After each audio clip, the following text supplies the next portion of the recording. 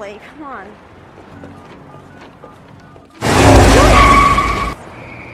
Oh, oh, awesome! It's broken. Perfect.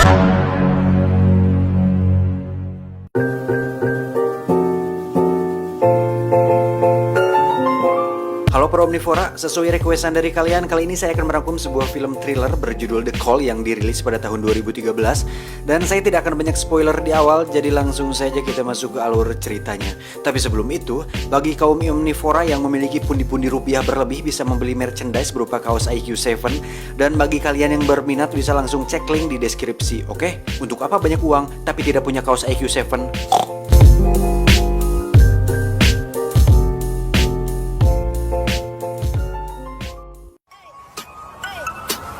Get it when I get back.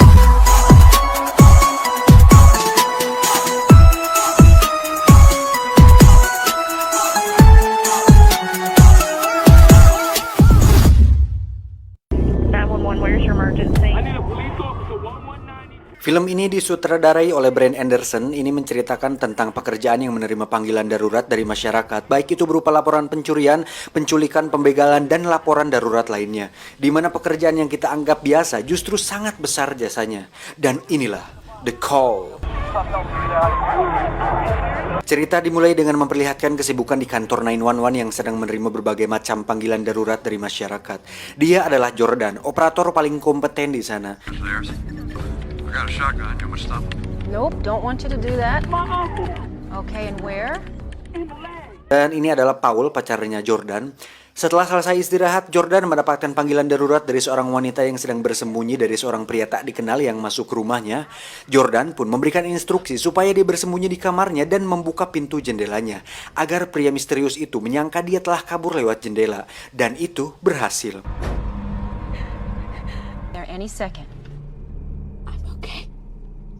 Akhirnya pria misterius itu beranjak pergi keluar untuk kembali mengejar si wanita. Namun beberapa saat kemudian panggilan 911 terputus. Jordan yang panik kembali mencoba menghubungi si wanita. Tetapi nada dering dari handphone si wanita itu terdengar nyaring sampai ke telinga si pria misterius tadi. Kemudian si wanita mengatakan kepada Jordan bahwa dering telepon dari Jordan membuat dia kembali.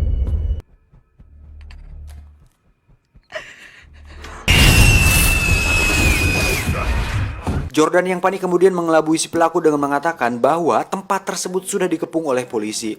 Namun pelaku tersebut terlanjur membunuh si wanita. Yang terjadi kemudian, panggilan pun terputus.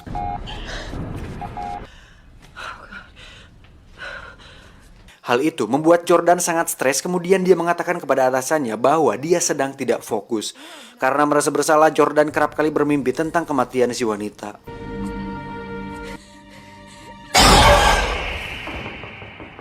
Ketika Jordan sampai di tempat kerja, dia serasa dihakimi oleh semua orang. Terlebih lagi, dia dikagetkan dengan seorang penelpon yang berteriak histeris karena ada kelelawar di rumahnya. Beberapa saat kemudian ada sebuah berita yang memperlihatkan bahwa mayat si wanita telah ditemukan di sebuah lokasi tertentu dalam keadaan terkubur dengan kondisi tanpa kulit kepala. Melihat hal itu, Jordan semakin stres dan Paul menghampiri Jordan untuk memberi semangat untuknya. Dan Paul berkata bahwa dia akan selalu ada ketika Jordan membutuhkannya. 6 bulan kemudian, scene berpindah kepada seorang gadis remaja bernama Casey dan temannya yang sedang asik ngobrol di sebuah mall. Di sisi lain terlihat Jordan yang belum move on dari kesalahannya 6 bulan yang lalu, mulai meminum obat penenang dan beralih pekerjaan menjadi seorang trainer. Sementara itu, Casey dan temannya terlihat sedang makan di sebuah food court. Tak lama, si teman pulang karena ada urusan mendadak. Namun tak diduga, handphone temannya ternyata tertinggal di meja. Saat Casey akan mengembalikan ponsel tersebut, si teman sudah keburu pulang. Tiba-tiba, Casey dikejutkan dengan sebuah mobil yang hampir menabrak dirinya hingga ponselnya terjatuh. Dari mobil tersebut turunlah seorang pria yang langsung membius dan menculik Casey.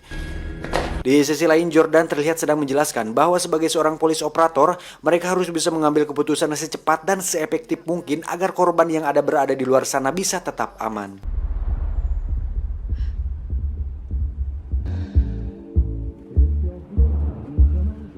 Sementara itu, Casey terlihat sudah berada dalam bagasi mobil sampai terdengar bunyi ponsel di dalam sakunya. Casey yang terdesak pun langsung menghubungi 911 saat itu juga. Dan secara kebetulan yang mengangkat telepon tersebut adalah salah satu anggota yang masih baru. Merasa situasinya semakin darurat, Jordan pun langsung mengambil alih. Jordan mulai menenangkan Casey dan meminta Casey untuk menjelaskan kriteria orang yang menculiknya. The man who grabbed you, was he black, white, Asian, Hispanic? White, okay. Setelah cukup mendapatkan informasi, Jordan pun langsung menghubungi Paul untuk segera mencari mobil yang menculik Casey. Namun mereka mendapatkan kesulitan melacak Casey karena dia menggunakan telepon tanpa chip yang tidak memiliki GPS. Karena mendapatkan jalan buntu, Jordan kembali bertanya kepada Casey tentang kondisi jalan di sana, sehingga bisa lebih mudah dalam pelacakannya. Jordan meminta Casey untuk melepaskan lampu belakang mobil si penculik dan memintanya untuk melambai-lambaikan tangannya.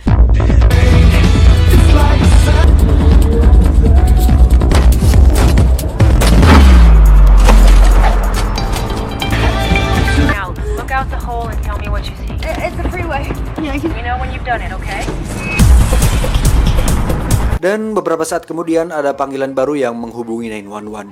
Dan ternyata itu adalah orang yang melihat Casey yang sedang melambaikan tangannya.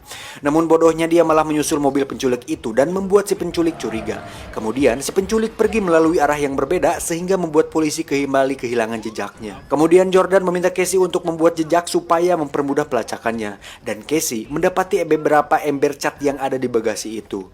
Namun ternyata Casey juga mendapati sebuah skop di sana yang membuat Casey sangat panik karena dia akan dikubur hidup-hidup oleh si penculik. No, honey. Casey. Setelah ditenangkan oleh Jordan, Casey pun mulai menumpahkan cat melalui lubang lampu. Any available units, kidnap in progress. Suspect is white male, paint coming from the trunk. I repeat, look for white paint along northbound Fernando Boulevard. Namun sialnya, ada seorang pria yang memberitahu si penculik tentang tumpahan cat di belakang mobilnya. Karena gelagatnya mencurigakan, tanpa pikir panjang, pria tersebut pun mulai mengikuti mobil si penculik itu. Penculik itu kemudian berhenti dan memarahi Casey karena rambutnya dipenuhi cat. Untuk membuat Casey tenang, penculik itu memberikannya obat tidur.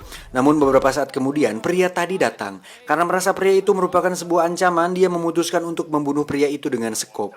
Namun hal itu membuat botol obatnya pecah, sehingga Casey tidak jadi dibius.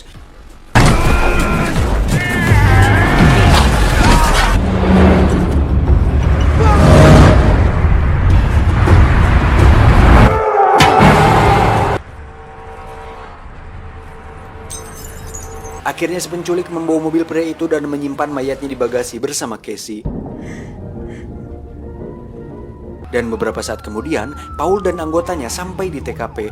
Namun mereka terlambat karena Casey sudah tidak ada di sana dan hanya menyisakan mobilnya saja.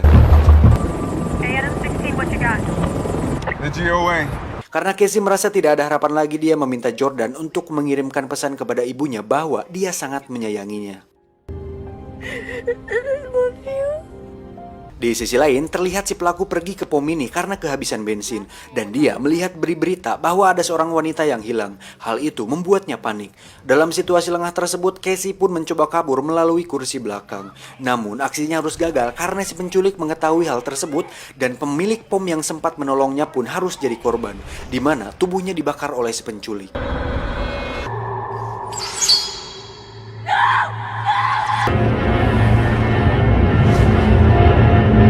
Kemudian Casey ditarik kembali dan dipukul hingga dia pingsan. Beberapa saat kemudian setelah kelompok Paul menyelidiki sidik jari si pelaku, akhirnya terungkap bahwa pelaku itu bernama Michael. Saat itu juga mereka langsung pergi ke rumah keluarga Michael dan meminta keterangan dari istrinya.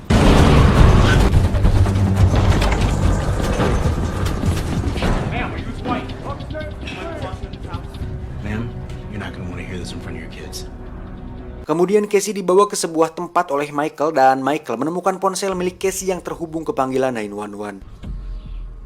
Akhirnya Jordan meminta Michael untuk menghentikan aksinya karena sekarang polisi sudah berada di rumah bersama keluarganya. Namun Michael malah mengabaikan Jordan dan menghancurkan ponsel tersebut. Michael Foster is the same man that killed Leah Templeton. Di sisi lain, Paul menemukan beberapa petunjuk di mana Michael bersembunyi yang ternyata dia bersembunyi di tempat dia dibesarkan. Am I right? Where's the house? It's where Michael grew up. Di sisi lain, terlihat Jordan disuruh pulang karena kasusnya tidak membuahkan hasil. Tetapi, Jordan yang memiliki empati dan semangat visi misi pegadaian, nekat menyelamatkan Casey dengan berbekal sedikit informasi yang dimilikinya. Di sisi lain, terlihat saat Michael akan menggigit Casey, tak diduga Casey berhasil meloloskan diri, namun karena panik, dia pun berhasil ditangkap kembali.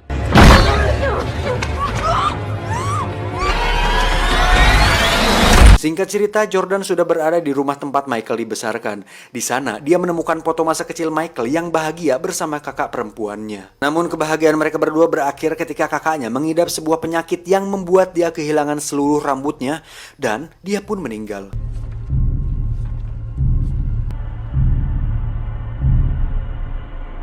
Karena Jordan tidak menemukan apapun di rumah itu, dia memutuskan keluar. Namun, betapa terkejutnya Jordan ketika dia menginjak ponsel milik Casey yang sudah rusak.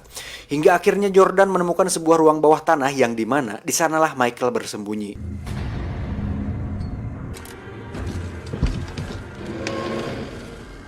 Ketika Jordan akan menghubungi 911, ternyata di sana tidak ada signal sedikit pun, yang pada akhirnya dia nekat untuk masuk ke sana sendirian. Saat Jordan masuk ke salah satu ruangan, betapa terkejutnya dia saat melihat beberapa rambut wanita yang merupakan korban Michael. Hingga akhirnya terkuaklah fakta bahwa pemicu Michael menculik para wanita itu adalah karena disebabkan oleh kematian kakaknya, di mana rambut para korban dikuliti untuk diletakkan pada sebuah boneka manekin, sehingga Michael seolah kembali memiliki kakaknya.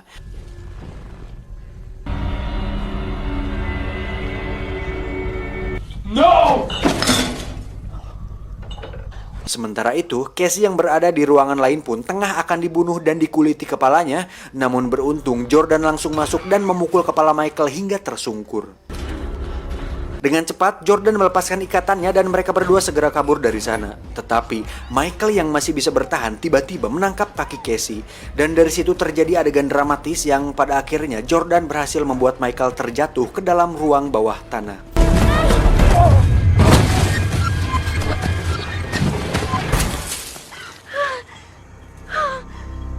Saat Jordan hendak menghubungi 911, Casey langsung melarangnya dan memutuskan untuk memikat Michael dengan rantai. Pada akhirnya, mereka berdua pun selamat dan Michael yang sekarat akan mati sendirian di sana. Mampus. Please. It's already done. Tamat, ending yang membagongkan.